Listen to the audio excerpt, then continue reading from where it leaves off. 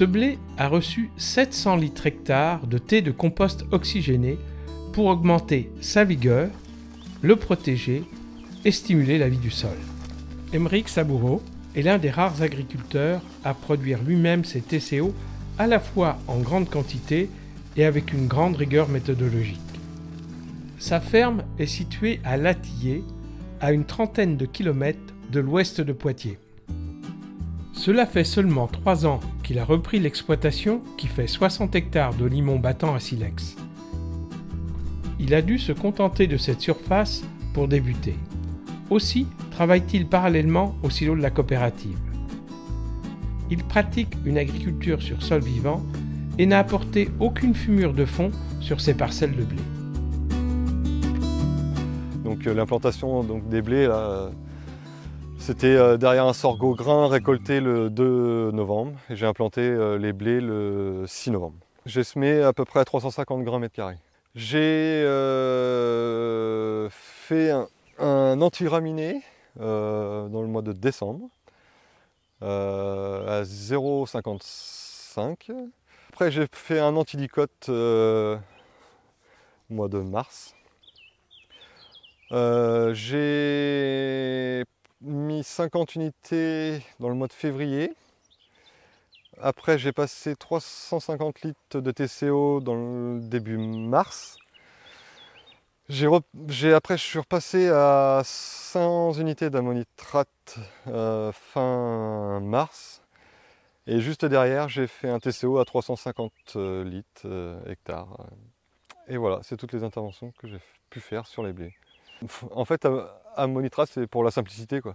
C'est vraiment la simplicité. Après, je pense qu'il va falloir que je change mes formes d'apport. Et je pense aussi, comme je disais ce matin, avec les analyses, plus les échelonner quoi, que ce que j'ai fait cette année, quoi. Sur les moyennes qu'on a avant, 65 à peu près quintaux hectares, c'est ce que... Après celle-là, je pense plutôt vers les 60 là, cette année. Sans charge, on va dire, derrière de produits de protection de culture, quoi. Comme avec le semoir, hein, je suis à peu près à 6 litres hectare, 6 litres de gasoil hectare. Ma consommation de gasoil est vraiment infime, je veux dire. À l'hectare, moissonneuse, tout compris, je suis à 40 litres hectare. Donc, voilà, avec implantation de couverts et culture. Voilà. Sitôt la récolte, pour laquelle il laisse la paille, Aymeric Saboureau remplit à nouveau son semoir. Vraiment tout ce que je peux mettre. Et aux alentours de 150-200 kg hectare. Donc après, là, les kilos hectares, c'est difficile à mettre, mais avec des pois, une févrole, ça va très vite en kilo hectare, mais il y aura de la vesse, il y aura des graminées aussi. Et pour repartir sur un double couvert, donc été que en légumineuse, pour repartir sur un printemps derrière. L'investissement le plus important qu'ait fait Aymeric Saboureau, c'est celui de son semoir de semis direct, un Weaving GD 400T. Je vais vous parler d'un semoir que j'ai choisi donc à disque incliné. Par rapport à ma façon culturale, en faisant des gros couverts, un disque est toujours mieux qu'une dent. La dent va avoir tendance à bourrer alors que le disque va plutôt découper le couvert. Et je voulais plutôt un semoir à disque car chez moi en limon battant avec des terres à silex, on aurait remonté beaucoup trop de cailloux. Donc ça n'aurait pas été le top pour moi vis-à-vis voilà, de la culture après. Donc j'ai choisi ce semoir. Donc, pour moi il est très polyvalent.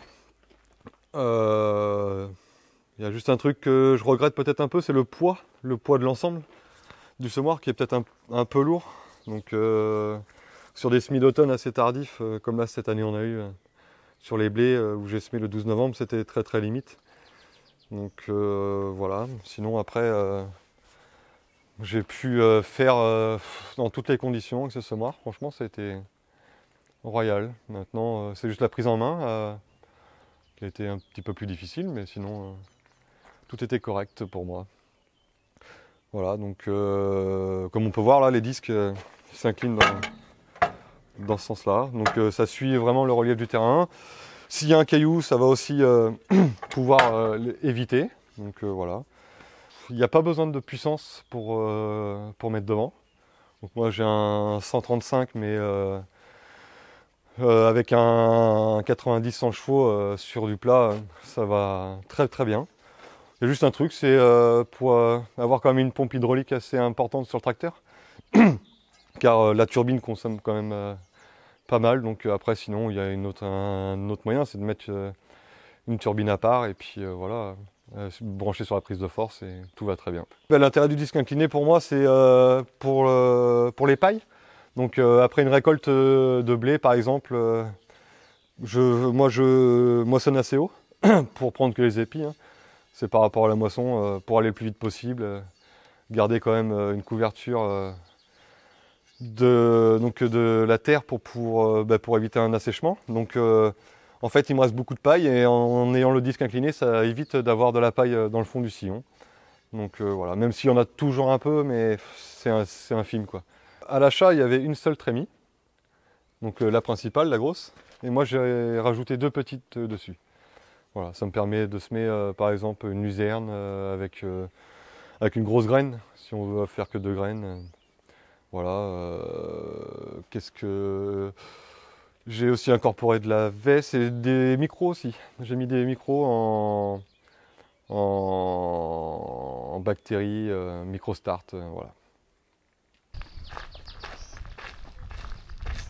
Pour détruire son couvert au moment du semis, Aymeric Saboureau a modifié un ancien rouleau. C'est un rouleau faca, mais moi je n'appellerais pas ça un rouleau faca parce que je ne cherche pas à brasser non plus de la terre. Je veux vraiment pincer les tiges des plantes, des couverts en place. Donc en fait j'ai pris un ancien rouleau spire, où j'ai enlevé une spire et j'ai soudé des cornières dessus. Voilà, donc là on peut voir les cornières, ici. Et en fait c'est vraiment le pincement des tiges qui fait mourir la plante. Donc là on voit bien le travail du rouleau aussi. Le travail du rouleau qui est venu pincer les tiges en fait. Là, ici, une autre fois ici. Donc en fait, donc là on voit qu'elle reprenne un peu quand même. Mais comme la tige est pincée, ça va vraiment mourir. On arrive dans une parcelle où il y avait un couvert de févrole implanté. Et j'ai semé un sorgho il y a à peine 15 jours. Ici, donc le couvert donc, de févrole était à peu près 1,80 m au moins, facilement. Donc j'avais fait une pesée du couvert avant, là, en verre. J'étais à 28 tonnes de matière. Voilà, là on voit encore de la fraîcheur. Et vraiment ici en dessous, on voit bien. Puis je prends la terre. Donc là voilà, je parlais des silex tout à l'heure, voilà ce que j'ai. Quand on prend la terre, vraiment. Voilà. C'est pas une grosse. Et on peut voir donc, le disque. En fait, le disque il travaille vraiment comme ça là. Comme ça. Il travaille sur cette optique là. Et en fait, il va déposer la graine mais vraiment dessous. Donc là, on voit même. Et la plante sort vraiment. Elle sort pas dans le sillon, elle sort vraiment dans la terre quoi. Le sillon est mis comme ça. On peut voir le sillon à côté du disque et la plante qui sort vraiment à la verticale, quoi. Voilà. Ce qu'il y a de particulièrement nouveau dans la méthode de culture d'Aymeric Saboureau, c'est l'usage du thé de compost oxygéné, autrement dit du TCO, qu'il applique sur ses cultures. Il fait des préparations variables en fonction du stade de la culture.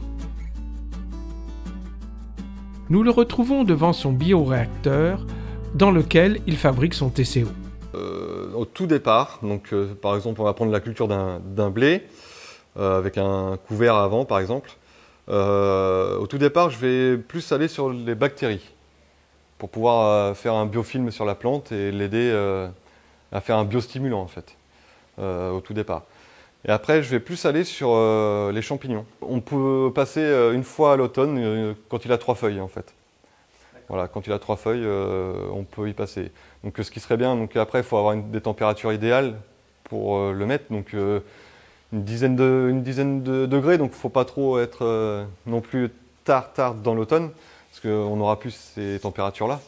Et il faut vraiment un effet brouillard pour vraiment, quand on pulvérise, toucher le dessous et le dessus des feuilles, enfin vraiment partout sur la plante, quoi. On va revenir sur le printemps, c'est là où on va pouvoir avoir des températures idéales, enfin un temps idéal pour venir pulvériser. Je refais un TCO de bactéries que je retourne pulvériser. Et là, on voit un effet quand même, grâce à des analyses de sève sur le blé, on voit un effet où tous ces micro-organismes permettent à la plante d'aller chercher vraiment les nutriments qu'elle a besoin. Et comme ce que j'ai pu voir cette année, en fait, ça a vraiment tout réaligné. Il y a juste deux, trois choses comme le molybdène où j'ai pas pu aller le chercher, mais tous les autres éléments nutritifs, vraiment, ça a vraiment venu. J'aide la plante à aller chercher les éléments, mais en même temps, j'en pulvérise aussi sur le sol. Et en sachant que moi, sur mon sol, c'est un sol qui est toujours couvert, donc j'ai toujours des végétaux dessus. Et c'est pour ça que je reviens après avec des champignons. Parce qu'un champignon, entre autres le trichoderma, va aider à la décomposition de toutes ces pailles qui sont restées sur le sol.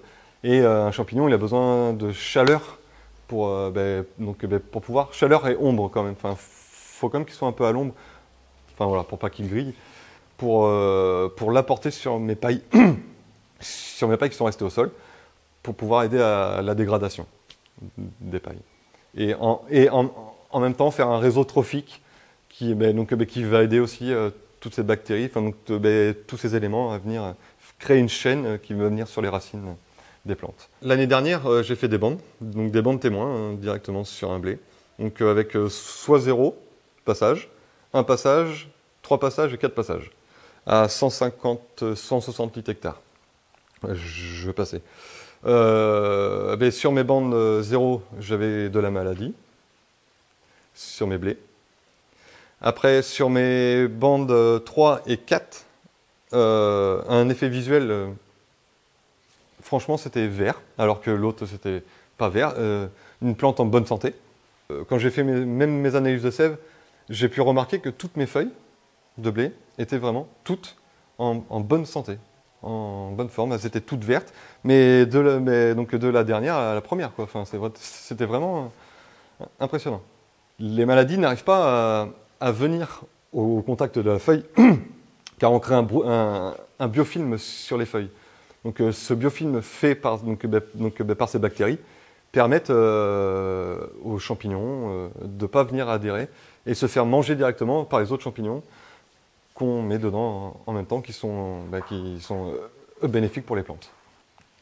Et après, sur la fin, à la moisson, c'est ce que je voulais voir aussi.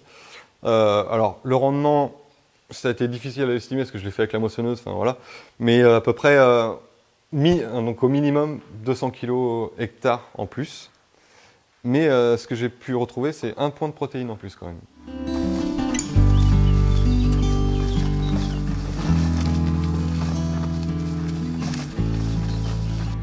Alors, je suis engagé depuis que je me suis installé, donc ça va faire 3 ans. En sachant qu'avant j'avais beaucoup réfléchi à ça quand même, j'ai regardé beaucoup, sauf que j'avais pas l'opportunité de m'installer. Donc voilà, quand j'ai eu l'opportunité, je l'ai mis en place directement. La raison, c'est de prendre soin de mes sols, de la biodiversité, et pouvoir profiter de cette nature, quoi, en fait. Voilà, sans pour autant faire du tracteur. Voilà. Ah, déjà, il faut travailler tout de suite avec les couverts végétaux. Il faut tout de suite mettre les couverts végétaux en place. Et ça va être la base de l'agriculture de conservation des sols. En fait, il faut toujours avoir un sol couvert, quoi. Jamais nu. Ça, c'est la base. Après, le moins de produits phyto est pas mal aussi, ça permet de garder la biodiversité. Je parle hors sol et dans le sol aussi.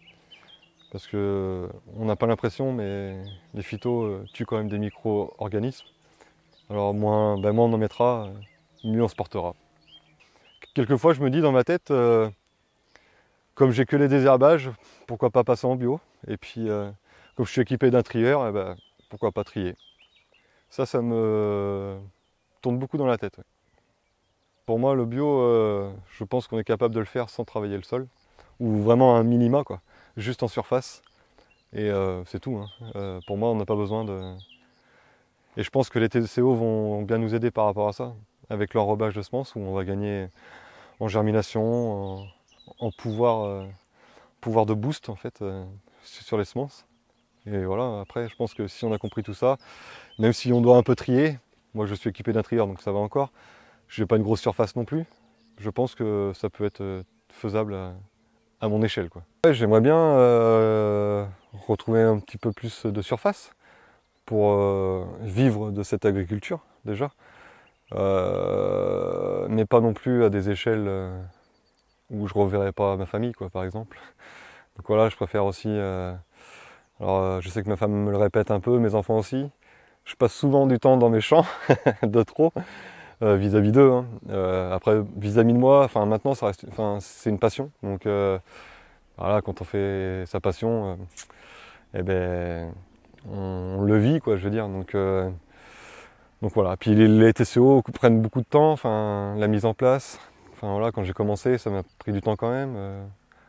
Fallait tout étudier, fallait voir que tout, si tout fonctionnait bien. Donc voilà. Mais oui, non, voilà. M'agrandir, j'aimerais bien avoir le double, 120 hectares à peu près, même 140, ça serait bien. Voilà. Pour moi, je pense que c'est la surface idéale par rapport à ce que je veux plus tard, quoi. Voilà.